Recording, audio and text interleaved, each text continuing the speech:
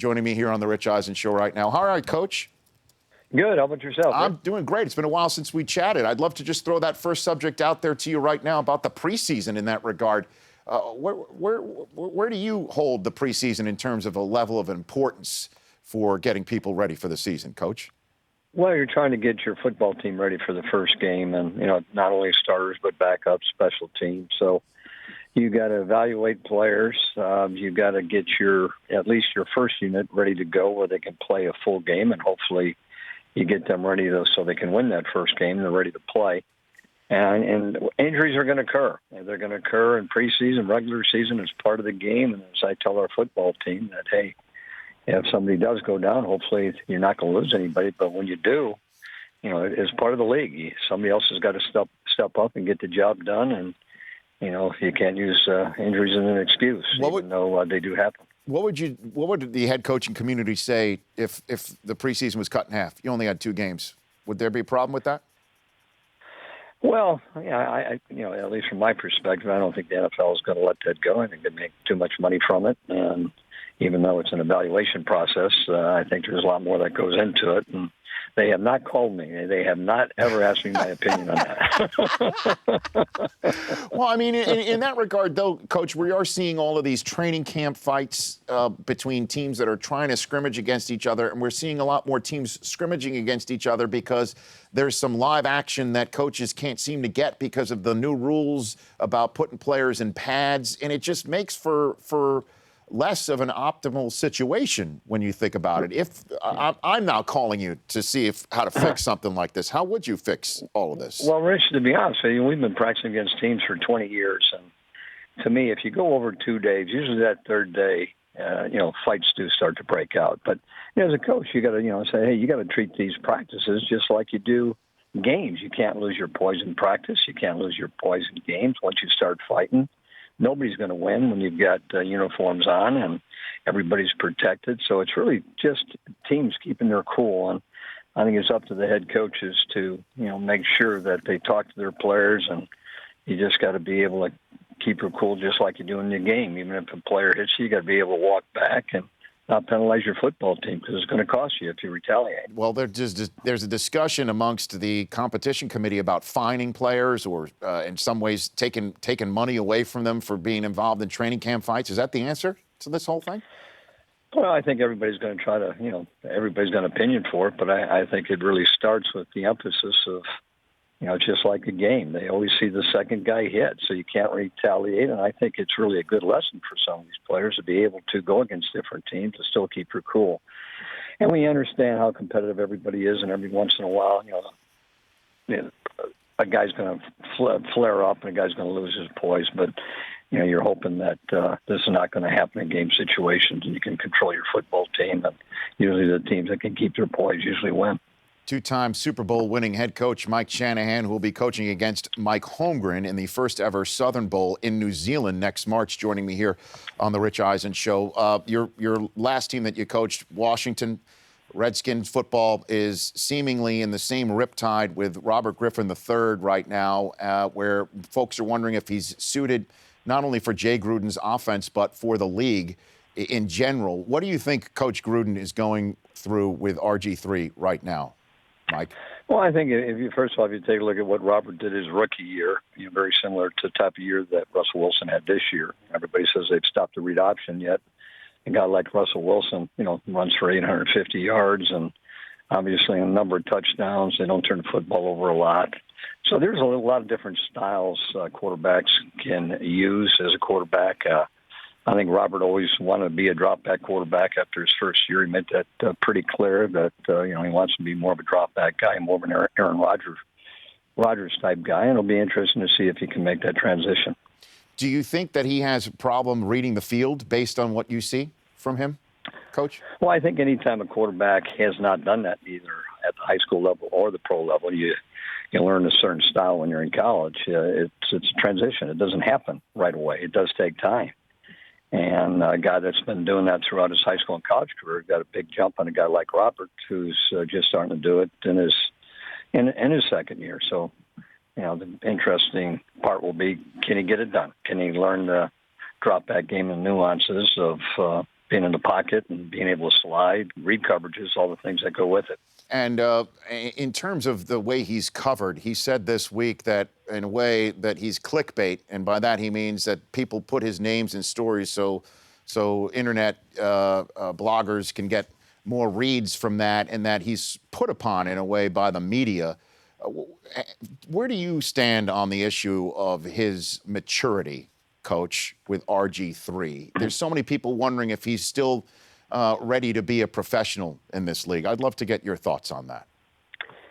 Well, I don't care if you're a player or a head coach that things aren't going good. It's tough. It's a tough position to be in, but you got to be mentally strong enough to not worry about what the critics are saying and just concentrate on your job. And you understand if you get your job done, then good things are going to happen. If you don't, there's going to be a lot of second guessing. That's what the nature of the business is, and you got to be tough enough to take it. Mike Shanahan, former NFL head coach, two-time Super Bowl champion, joining me here on the Rich Eisen Show. I asked this question of your Southern Bowl compatriot, Coach, when he was on the show the other day. How close have you been in recent years to returning to an NFL sideline as a head coach?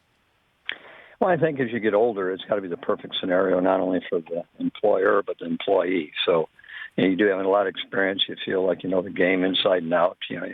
It's something that I thoroughly enjoy, but it'd have to be the perfect fit, the right situation with ownership and the head coach. And if that happened to work out, then you really welcome the opportunity. But if not, you've been doing it for a long time, and you're just not going to do it to win football games or possibly go to the playoffs. You're in for one reason. That's winning a Super Bowl and a Super Bowl. Do you think, so it's got to be the right situation for you. Do you think that NFL owners aren't putting as much a premium on folks like yourself who have done that, been there, done that, hoisted the Lombardi Trophy because of maybe the price tag that might come with it, Coach? Well, I think there's a lot of different questions that go into it. And, a guy's got to go with his gut and what he feels gives him the best opportunity to win a Super Bowl. So I think it all depends on what owner, what type of organization. But at the end of the day, from experience, there's only one team that's going to be happy, and that's the team that holds up that Lombardi Trophy. Because I've been there a number of times, and you lose it, you don't feel any better than just being in the playoff game. So you got to win it to feel like you've accomplished something. And it's remarkable that Gary Kubiak and Elway are teaming up again in your old spot there in Denver. How do you see that going with Peyton Manning and his window of opportunity, Coach? Well, I think it'll go good. Gary's a great head coach. He's a very smart coach, and John's got a good feel. John was to a few Super Bowls, and then when he finally did put a couple of them together, John knew we had to have a great running game to go with his skills and a defense that was opportunistic with takeaways. And if you have that type of balance where you don't put all the pressure on the quarterback, where you can get a good running game, and I think if you take a look at through all the Super Bowls, I think we average run the ball 35, 37 times a game, even with a guy like John. And it does make your team a little bit tougher. You don't turn the football over as much. We got a lot of turnovers, and at the end of the day, it's about finding a way to win the Super Bowl, and I think that's what John's trying to do right now. And before we get to the Southern Bowl, I mean, as we all know, Shannon Sharpe is in the Pro Football Hall of Fame. Peyton Manning, who visited there to see Bill Polian go in this year, is his first ever visit of a spot that he will be in forevermore.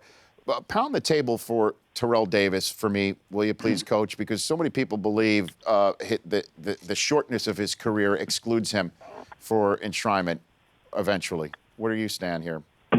Well, I think that, people really don't understand that without Terrell Davis, we don't win those Super Bowls. I think in our first 6 playoff wins, 6 in a row, we had something like 196 yards rushing and 169 yards passing to win 6 consecutive games. And that goes back to a guy like Terrell Davis, who played his best in big-time playoff games. And it's one of the reasons why you're able to win when you've got a lot of guys going the same direction. Nobody cares who gets the credit.